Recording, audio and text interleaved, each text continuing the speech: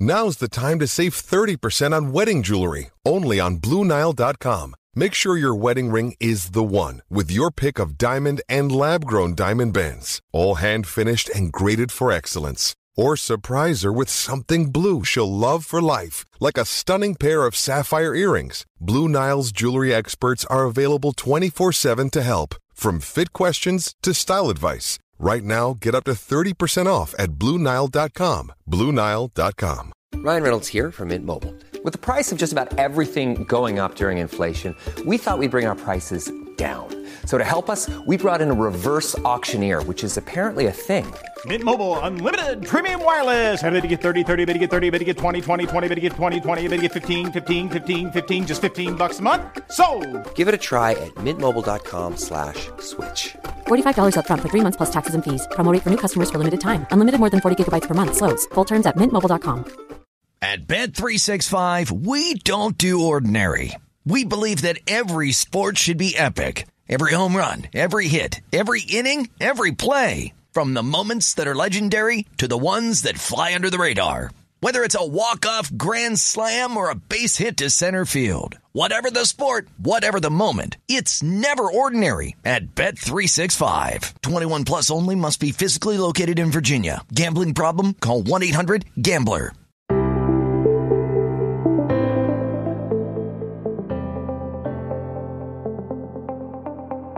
Hello and welcome to the Paddock and the Pavilion with me, your host, Stephen Wallace, for the third part of our racing series, Embracing the Challenge, with Hermione Drummond Moray.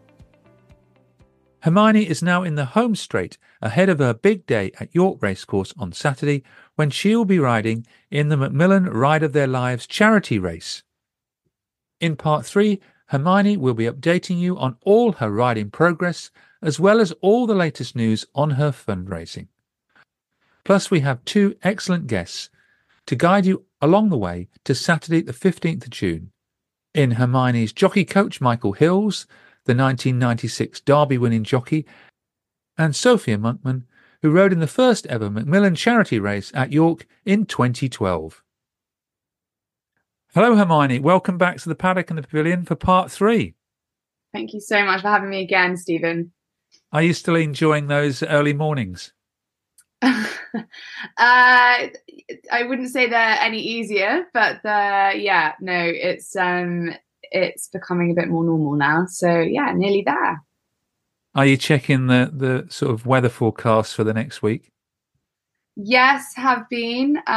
It's touch wood looking relatively promising. So fingers crossed it stays like that. It was lovely today. So yeah, hopefully a week tomorrow it'll be just the same. Yes, for listeners, we're recording 8 days before the big day, and in part 3 we are going to chat about your final race preparations 8 days ahead of race day on the 15th of June. With the help of 2 more guests, I've got your jockey coach Michael Hills and Sophia Monkman, who rode in the first Ride of Their Lives race in 2012. Firstly, though, Hermione, you have had your fitness test. How did that go?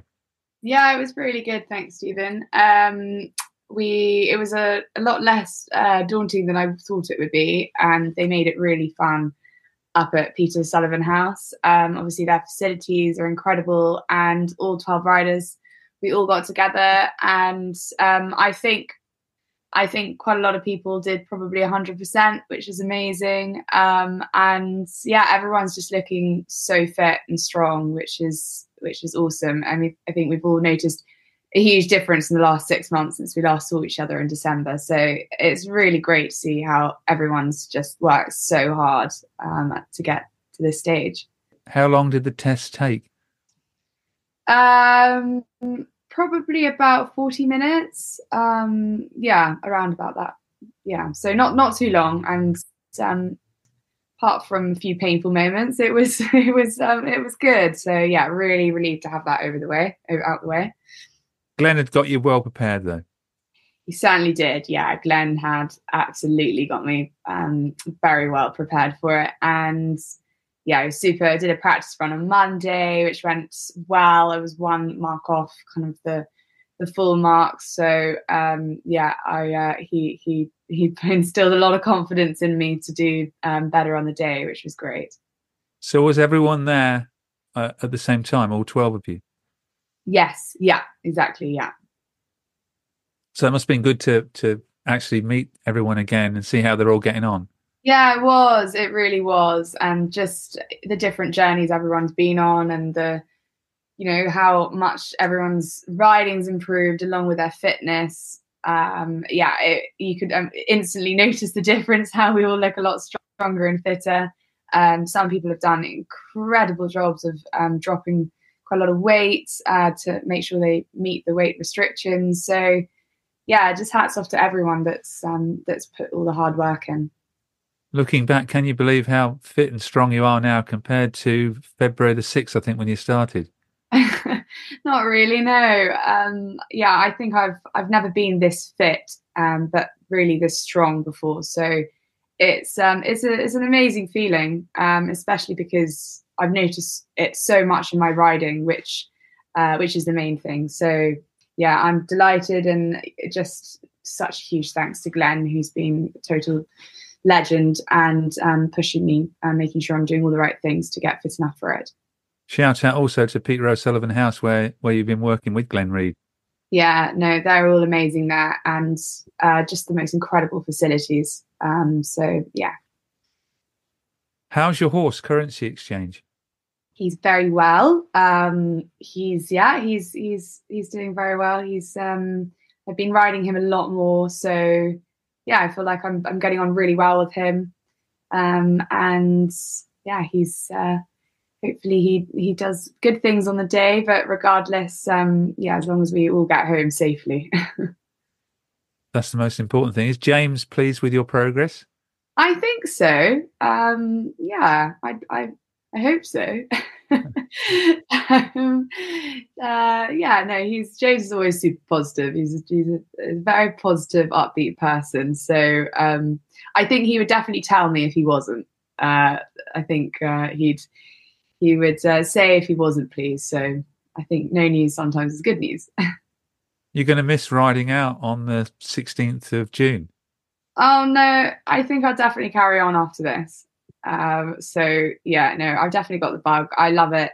It's a great way to start the day. I particularly really enjoy working with all the guys that work at James Ferguson Racing. I'll definitely be carrying on after this. They must have got used to you now. Yeah, I think so. Well, maybe they were hoping that they might get rid of me, but no, I love it too much. So yeah, no, they're such an amazing team and just such a good lot. James has done an amazing job of really creating an amazing team environment, and I think that's a real kind of a great thing about his team as well. They're just a super lot. One member of your team is your jockey coach, former Derby winning jockey Michael Hills, and I spoke to him, I think, last week, and this is what he had to say about your progress. She's doing really well. She's worked extremely hard. We've had a lot of sessions on the Equicizer at the Peter O'Sullivan House and got her set up right, just got her balance in the right place. You know, the most important thing for me was to make sure she was safe and in a position in which she could ride a very safe race and not lose her balance. And I've always emphasized the fact that she's got to really work very hard on her fitness, because, you know, for her to enjoy it, the fitter she can be, it'd be the better for her, you know. Have you noticed she's got stronger? Yeah, a lot stronger. And the position that we'd set her up in, she's able to keep that position now.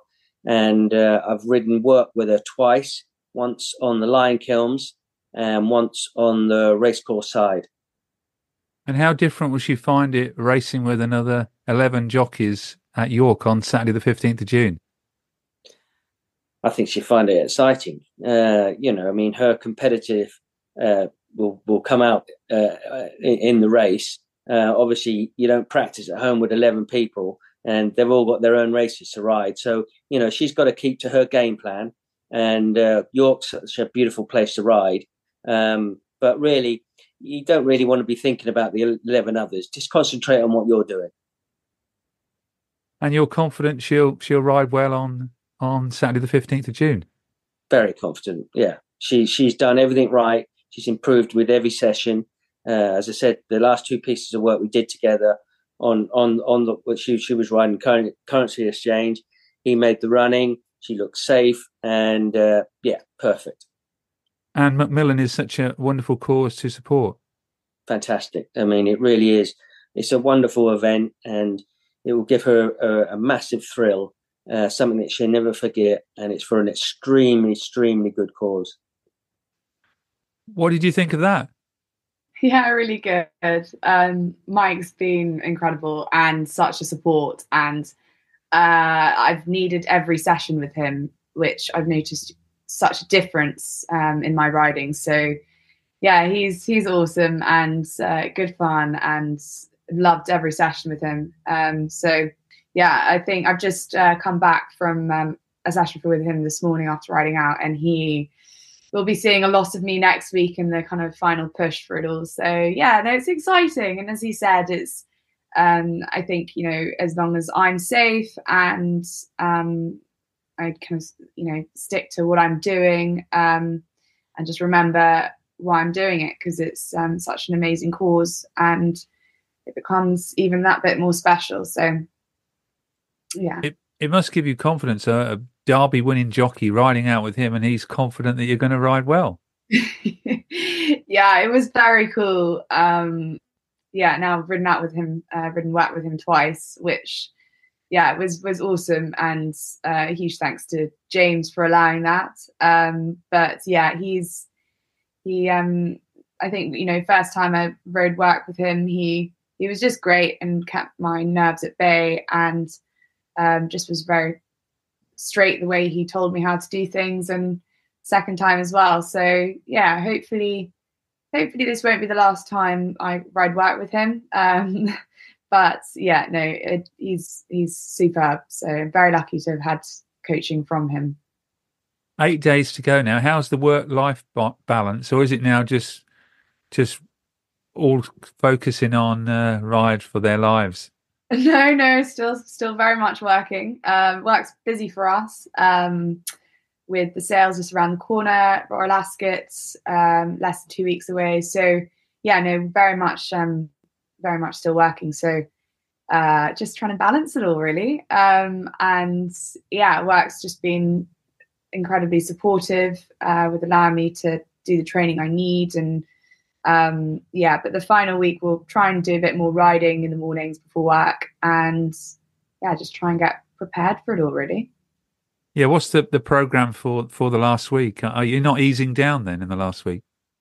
As in work or training? Training.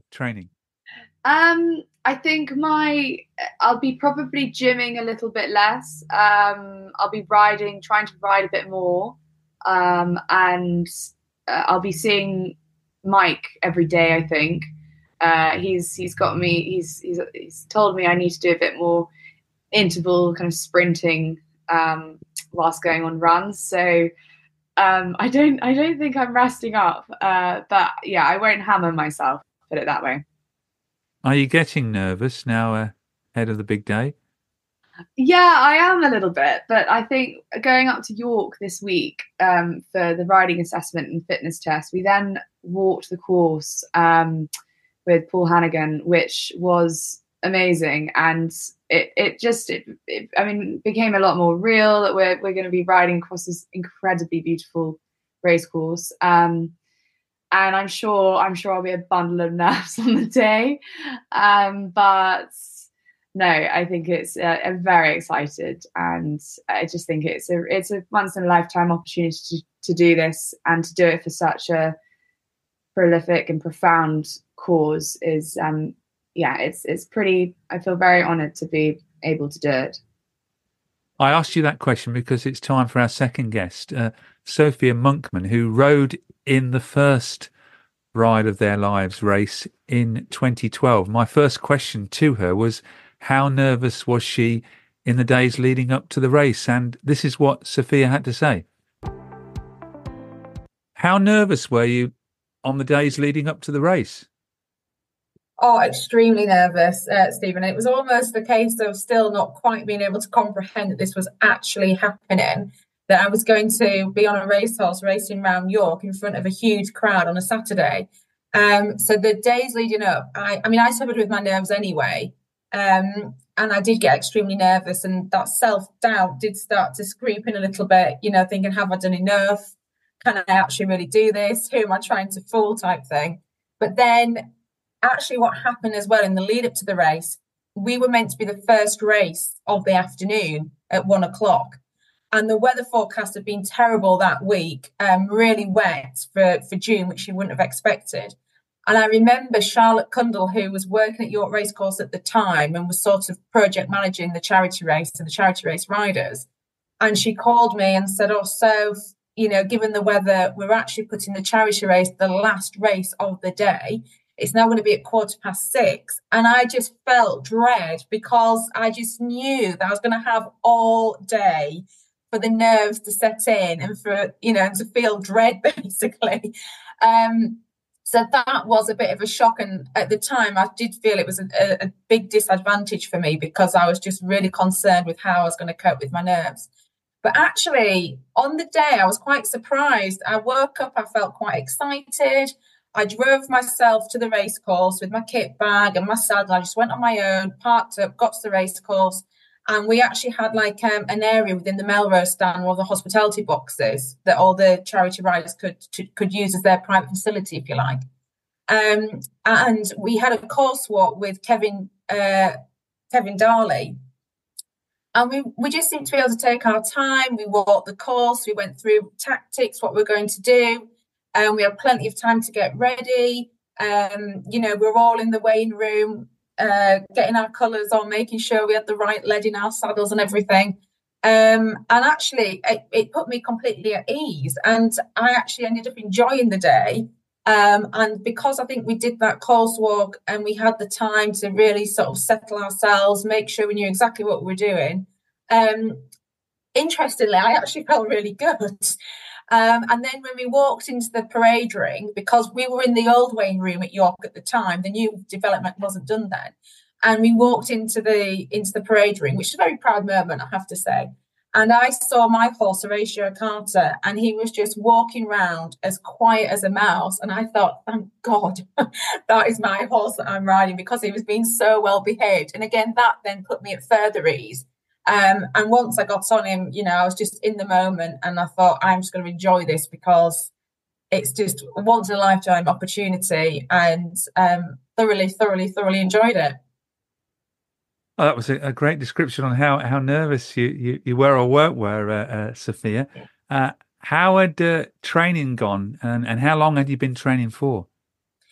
Well, because I was in the first year of the charity race in 2012, it was so different to what it is now. The race has grown beyond imaginable, because I actually found out the Wednesday evening before Easter, which was in April, and I had 8 weeks to get fit, find a horse, and raise the money that I'd pledged to raise.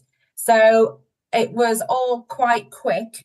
And I went up to, I actually met Tom O'Ryan, who was a journalist and broadcaster in the area. I saw him at Midland Open Day, and I said, Tom, I've just found out 2 days ago I've got a ride in the charity race. Please, can you help me? Because I could ride, but I'd never race ridden before. And there was no Jack Berry house when I did it. So Tom actually had some old stables at his house. He had a retired old racehorse. And he had this mechanical horse that was basically a carpet called Neddy. And I would go once a week or several times a week after work to Tom's house and practice riding this horse called Neddy. And he would, give me, tell me what to do, give me some training tips. He loved squats, so I had to do lots of squats, which I hated. And then ultimately I did a lot of running and swimming, because I worked at Thirsk Racecourse at the time. So on my way to work, I used to call in an Amplefall swimming pool, go swimming, get changed, drive on to work and have my breakfast at work. And then once I got my horse sorted, I then rode out in the weeks, closer to the actual race. But it was all very quick. I didn't have 6 months to get fit and ready like the riders do now. It was literally a matter of weeks. So it was, time consuming and like consumed every aspect of my life. It was just charity race, charity race, charity race. It was the only thing I could focus on for 8 weeks. You must almost envy what Hermione's been doing. I think she started back in February. Yeah, I am very, very envious, actually. I always say, take nothing away from the day. It was amazing. It's one of the best days I've ever had, and I've got extremely fond memories, and I wouldn't change anything. But to have had Jackberry House, to have met all the riders beforehand, and being part of the race as it is today would have been a very different experience for sure. So, race day, can you let listeners know how it went for you? I know how it went, and it went very well, didn't it? It went very well, yeah. So Tom, bless him, sadly, Tom, we lost him to cancer a few years ago. And all I can remember him saying to me, when you get to the start, you do not take your eye off that flag. Do not miss the start. And he drilled that into me in the days leading up to the race. Do not miss the start. Have your eye on the flag. And I, just out of fear, I think I just was fixated on the flag. And so anyway, the flag went and off I went. And, and I was having a great ride. It was pretty much a sit and steer ride. And I remember thinking going into the home straight, like, where is everyone? Because I was out in front. Ultimately got beaten on the line. I was second, but do you know what? It didn't matter. It was just amazing. I said to myself, I wanted to be in the first four because I wanted to get led back into the parade ring. And I did, and I got that. But it was brilliant. I had a brilliant ride and thoroughly enjoyed it. Yes, even though I didn't win, I was elated as it was just to come second. Did you have a lot of family there supporting you? Yeah, I did, which was brilliant. I had lots of friends, some uni friends had come up to visit and stay with me. And what was really nice was I had done like my work placement at York, so I knew a lot of the team, and they were all stood around the parade ring when I actually got led back in, and they were cheering for me. So there was a lot of people there, a lot of loved ones and family and friends. So it was very, very special. A great sense of achievement and working and raising money for such a wonderful cause. Yeah, it was a great sense of achievement. And I think for anyone who knew me for, 12 months after, I never stopped talking about the charity race. I spoke about it a lot. And I mean, raising funds is hugely important. And I think what is so special about Macmillan is so many people can relate to Macmillan. And that's why so many people offer you the support financially, because they've all probably had a link to Macmillan, either directly or indirectly. Yeah, honestly, it was one of the best days, and one that I still, is very, very dear to me. And I'm sure you'd like to wish Hermione the very best of luck for Saturday the 15th of June. Oh, absolutely. And what all these riders have done is incredible. And, you've got to remember a lot of them work full time. They're trying to fit in training before work, after work, on weekends, and it's no mean feat. It's hard work to get fit to ride in a race. So I wish them all the best of luck, and I just hope they can just enjoy the moment, because it'll fly by. Honestly, it'll be over in a flash, and it'll be, a memory to be very proud of in the future. Would you do it again? Oh, I'd never say never, Stephen. Never say never. Hermione, you must understand some of those sentiments from Sophia, but would you fancy only 8 weeks to prepare for the race? No. That is so impressive. Wow, hats off to her and what she did in 8 weeks. It must have been, something else. And you hope you will be the first race at York on the 15th, don't you? Yeah. I'm hoping so. I hope that we can, have it nice and early, and then we can enjoy the rest of the day. That must have been hard to wait all day when you thought you were going to be the first race. Oh my gosh, what must have been going through her head? But it sounded like she took it totally in her stride, and she sounded like a complete professional about it. I'm not sure how I would feel about that. I think I'd be winding myself up. But she sounds like by no means she had an easy time of it, but it also sounded like she did incredibly well through it. So yeah, well done. Yes, Sophia came second, and she let me know she will be at the races on the 15th of June. Oh, great. Well, really looking forward to meeting her. At Bet365, we don't do ordinary. We believe that every sport should be epic. Every home run, every hit, every inning, every play. From the moments that are legendary to the ones that fly under the radar. Whether it's a walk-off grand slam or a base hit to center field. Whatever the sport, whatever the moment, it's never ordinary at Bet365. 21 plus only. Must be physically located in Virginia. Gambling problem? Call 1-800-GAMBLER. At Bet365, we don't do ordinary. We believe that every sport should be epic. Every home run, every hit, every inning, every play. From the moments that are legendary to the ones that fly under the radar. See for yourself when you sign up today and get $150 in bonus bets when you bet just $5. Whatever the sport, whatever the moment, it's never ordinary at Bet365. 21 plus only. Must be physically located in Virginia. Gambling problem? Call 1-800-GAMBLER. Terms and conditions apply. At Bet365, we don't do ordinary. We believe that every sport should be epic. Every home run, every hit, every inning, every play. From the moments that are legendary to the ones that fly under the radar. Whether it's a walk-off grand slam or a base hit to center field. Whatever the sport, whatever the moment, it's never ordinary at Bet365. 21 plus only. Must be physically located in Virginia. Gambling problem? Call 1-800-GAMBLER. We mustn't forget what the day is all about. You've mentioned it in the podcast, Macmillan. How is your sponsorship going? You've had some events since we last spoke. Yeah. I had a drinks event in London where I had a lot of close friends and some family turn up to show their support, and I've also started an online auction, so that has some incredible things to offer on there. So that's reached nearly $3,000, and I'm just under $9,000 in my Just Giving at the moment. So yeah, I'm thrilled. I'll meet my £10,000 target, and it looks like I hope to make the $12,000 by this point. So yeah, there's still a lot to do. There's the auction is it's still up, and there's still some amazing experiences and lots on it that are up for grabs. So yeah, it's been a real learning curve as well for fundraising and getting yourself into gear and really kind of trying to push it with trying to push it amongst family and friends and also in the wider network. So yeah, I've learned a lot in the process of doing it. We must put the links in the podcast bio for your Just Giving page and the online auction. Yeah, absolutely. That would be really helpful. Thank you.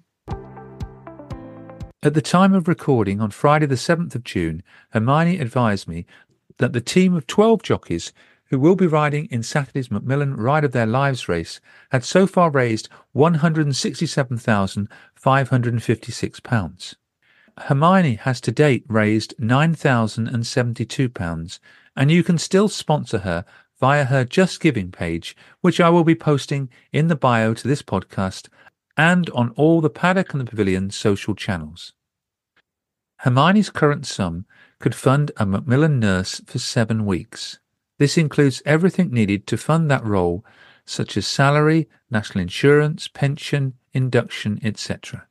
Last year, an estimated 600,000 people with cancer used a Macmillan nurse in a hospital setting, and we know they play a huge role in the whole family's cancer journey.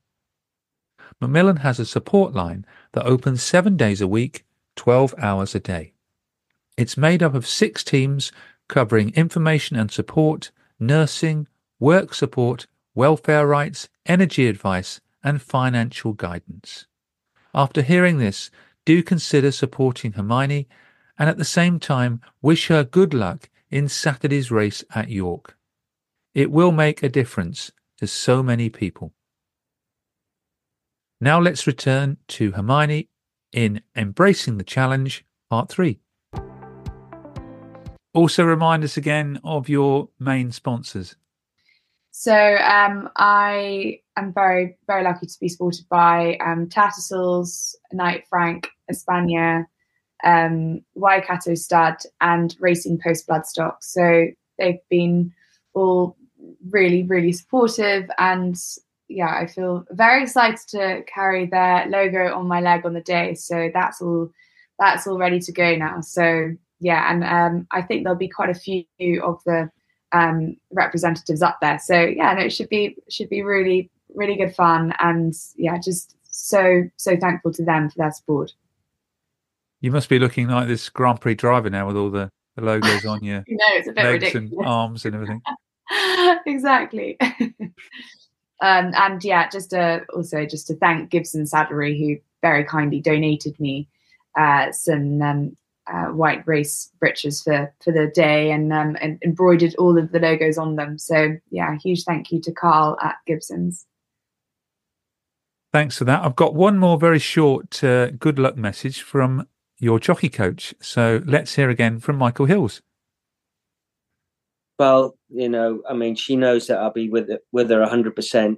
And I just want her to have a lot of fun and really enjoy the day.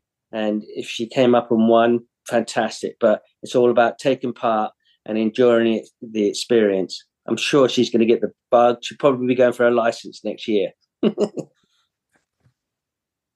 License next year then, Hermione? Do you know what? It has actually. I have been thinking about potentially taking it out. Yeah, we'll see. I feel like I'm quite fit at the moment. So, yeah, I've spoken about it amongst a few friends, but we'll see. I think it's just for having it, and whilst I'm fit and can probably pass the test if there is a fitness test. But yeah, no, it would be fun. You admire the jockeys though even more for what you've been through. Yeah, absolutely. So much respect for all the work and just commitment, dedication, just relentless training that they put in, and it's I've learned a lot in terms of the kind of that side of it, and learn a lot about the horse. So yeah, it's massive hats off to what these guys do. It's pretty remarkable. When are you going up to York? Because there is racing at York on Friday next week. So are you going up for that as well? No, I'm going to go up on Friday. So my sister and my niece and nephew are flying over from Australia for the race, really, and then staying on for a couple of weeks. So I'm going to pick them up at York train station on Friday. So, and staying with cousins nearby. So there'll be a lot of family coming, and yeah, it'll be a very special time for us all, and particularly for riding in memory of my dad as well. So you've got lots of family, friends, work colleagues coming along though on race day. Yeah, I do. Oh, it's so fun to have everyone up there. I've got quite a lot of friends coming from London who are staying up there. A lot of family and cousins, and coming up from the south, from Scotland. A lot of family friends coming from Scotland. So yeah, it'll be a really fun day, as long as kind of no one tries to speak to me too much in the morning. And then I can have a few glasses of champagne in the afternoon with them all. And there's going to be about 20,000, 25,000 people there as well. I know. Try not to think about that far. And I'm going to be there myself. And I must shout out to Amy Swales, the head of community engagement at York Racecourse, who sent me a couple of tickets. So that'll be good. Yeah, I think it'll be such an amazing day, especially it is a day for Macmillan. So it will be, there'll be all sorts of people there, and I think it'll be a really great atmosphere. York Racecourse itself, it's, incredible team. Anthony Morshead, who is the racing manager and clerk of the course there, does an amazing job. So yeah, it's a pretty special place. On race day, you'll be doing another walk of the course?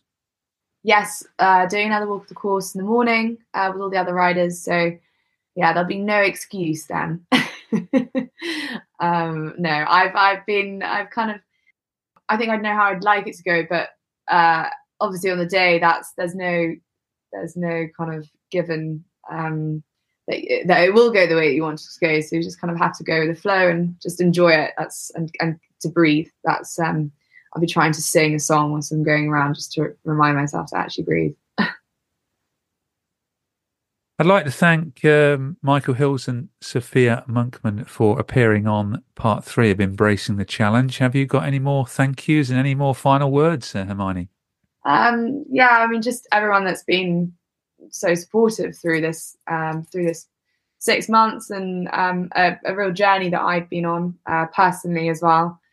It does show when you put your mind to it, you really can do anything when you have a goal and a challenge, and it's tested me in so many different ways, and it's given me so much to work towards, and to kind of to keep me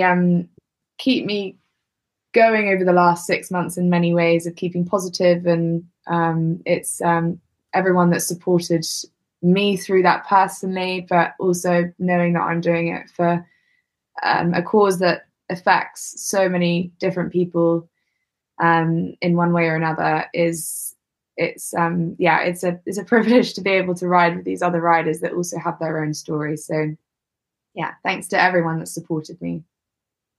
The very best of luck then for Saturday the 15th of June. That date must be so firmly in the diary for you. Yes, it is. Thank you. It will be a wonderful day, and really looking forward to seeing you and everyone up there. So thank you so much for your support. I really appreciate it, and everything that you do and you've done for various different podcasts within the racing industry. Thank you very much. Well, it's certainly been a pleasure doing this. I'm sure your dad will be looking down on you on a week on Saturday.